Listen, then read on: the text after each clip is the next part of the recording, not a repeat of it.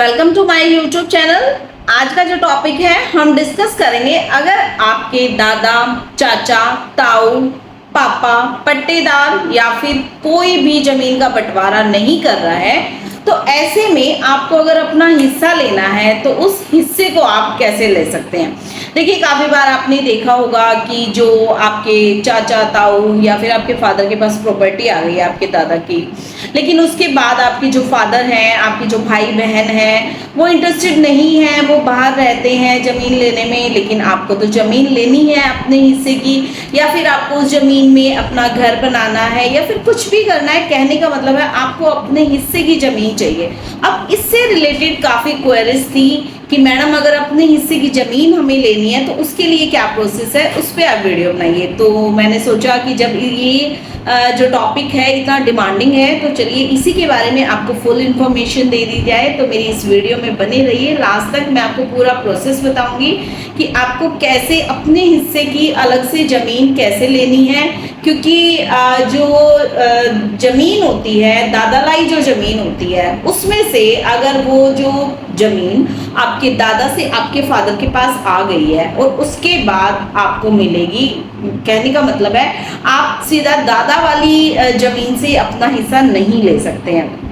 मेरी वीडियो अगर आपको अच्छी लगे तो लाइक करें, शेयर करें और कमेंट करना ना भूलें, क्योंकि कमेंट सेक्शन आपके लिए ही खुला है। आपके ही कमेंट सेक्शन या फिर क्वेश्चन से मुझे ये पता चलता है कि आप किस टॉपिक पे नेक्स्ट वीडियो चाह रहे हैं, ताकि मैं उसी वीडियो पे, उसी टॉपिक पे नेक्स्ट वीडियो लेकर आऊं। तो चलिए इस वीडियो को शुरू करते हैं देरी ना करते हुए।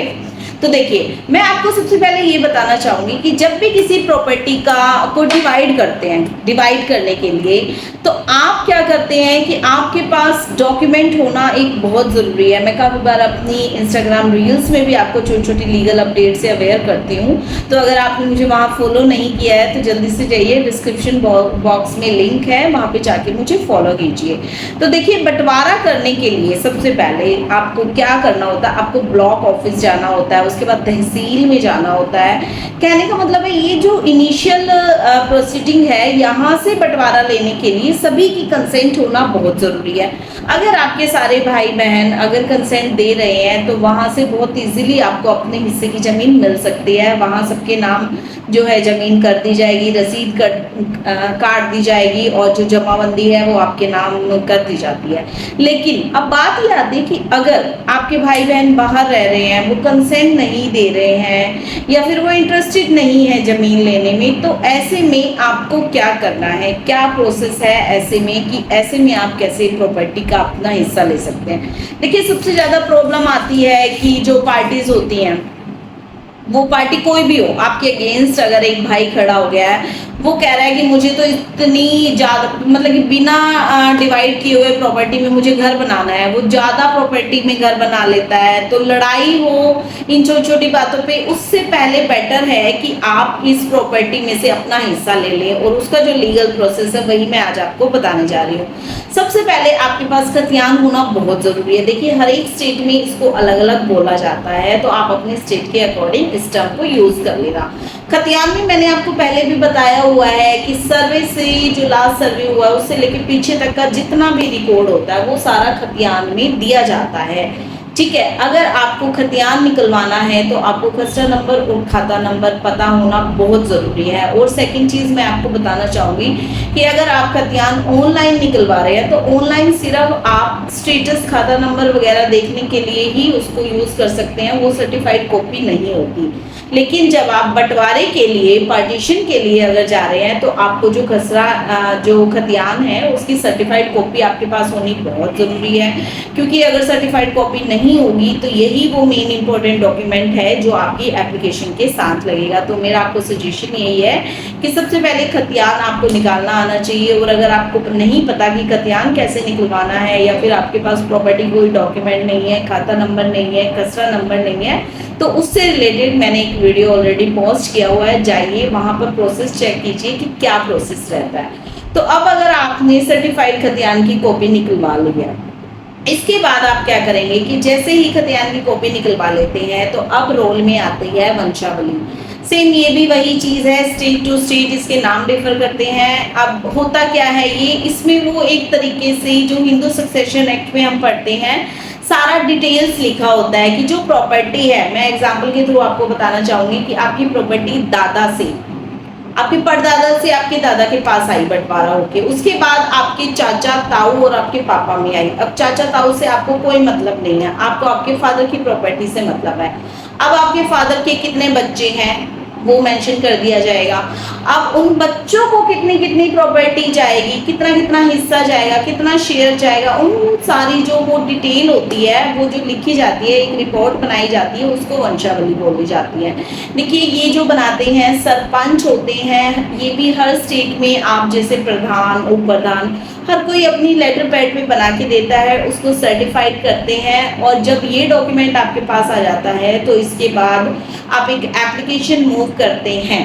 एप्लीकेशन के साथ आप खतियान और इस वंशावली और आप अपने एड्रेस प्रूफ की कॉपी लगाते हैं। और आप क्या करते हैं कि आप अगर ब्लॉक ऑफिस में जाते हैं या फिर तहसील में जाते हैं, अगर वहाँ पे तो आपको देखिए काफ़ी मुसीबत तो फेस करनी पड़ती है ज़मीनी विवाद में, क्योंकि कहीं ना कहीं कोई ना कोई रिश्तेदार या फिर आपका भाई बहन ही टांग अड़ा देते हैं, वो कंसेंट नहीं देते हैं। अगर इस लेवल तक वो कंसेंट दे देते हैं तो आपको बहुत इजीली आपका हिस्सा मिल जाता है, आपके नाम आपकी प्रॉपर्टी कर दी जाती है, रसीद दे दी जाती है और जो म्यूटेशन है वो करवा दिया जाता है। लेकिन सबसे बड़ी बात ये आती है कि जब रिपोर्ट जाती है, एप्लीकेशन जाती है तहसील रजिस्ट्री ऑफिस में, तो वहाँ से ये प्रोसीडिंग शुरू होती है। तो वहाँ से जब सीओ के ऑफिस में फाइल जाती है, सर्कल ऑफिसर के ऑफिस में, तो वो सारी सबसे पहले तो नक्शा जो मैप ऑफ लैंड होता है उसकी ऑब्जर्वेशन करते हैं।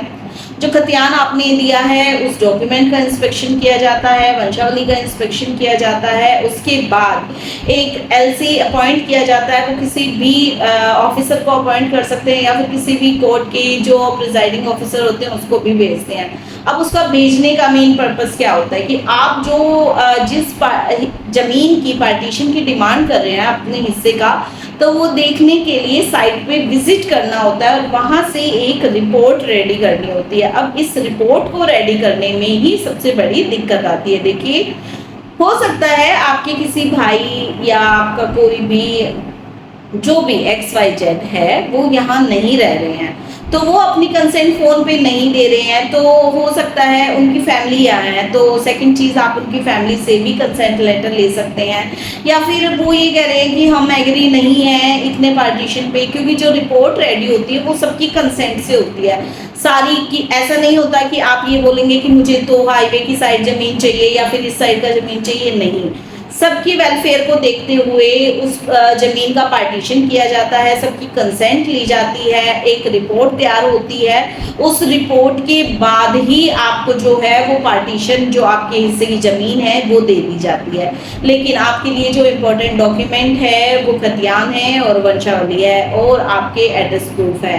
इनके बिना आप अपने हिस्से को क्लेम नहीं कर सकते हैं। ये प्रोसीडिंग जो सारी है ये तहसील में होती है।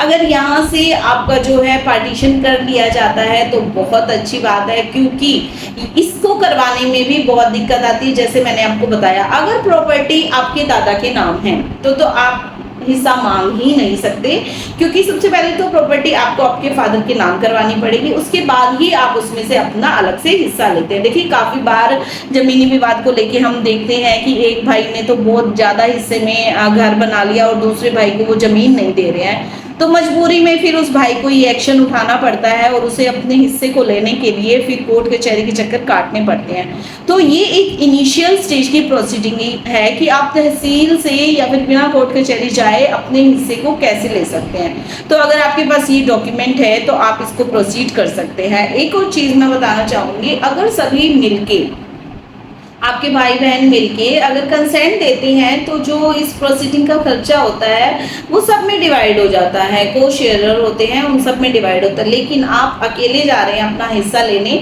तो जो भी कोर्ट फीस या फिर जो भी प्रोसीडिंग की फीस रहती है वो आपको अकेले को ही पे करनी पड़ती है। और मैं थोड़ा सा आपको ये भी बताना चाहूँगी कि कहीं कहीं थोड़ी थोड़ी ट्रिक्स भी चलती हैं। जैसे सर्वे करने के लिए जो ऑफिसर आते हैं, तो अगर आपके साथ उनकी अच्छी बनती है या फिर जो पटवारी की रिपोर्ट होती है या फिर जो भी सर्वे रिपोर्ट होती है, कहीं ना कहीं अगर आपके लिंक्स हैं तो ये काम आपका बहुत इजीली हो जाता है। अदरवाइज एक पार्टी की भी अगर कंसेंट नहीं है तो रिपोर्ट में नेगेटिव पॉइंट चले जाते हैं और फिर आपका पार्टीशन जो है वहाँ से नहीं हो पाता, फिर आपको कोर्ट में ही केस फाइल करना पड़ता है। तो आई होप आपको समझ आया होगा। मैंने अपनी तरफ से बहुत इजी लैंग्वेज में आपको समझाने की कोशिश की है कि अगर फादर की प्रॉपर्टी में से सिर्फ आप अपना हिस्सा चाहते हैं तो कैसे आप प्रोसीड कर सकते हैं।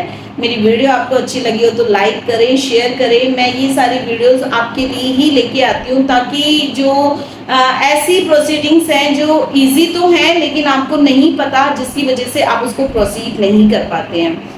तो आई होप आपको अच्छी लगी होगी और कमेंट सेक्शन आपके लिए खुला है, आप अपना सजेशन वहाँ दे सकते हैं। कोई भी सिविल मैटर से रिलेटेड आपके क्वेश्चन है आप वहाँ पे ड्रॉप कीजिए, मैं जहाँ तक पॉसिबल होगा उसका रिप्लाई करूँगी। Thanks for watching.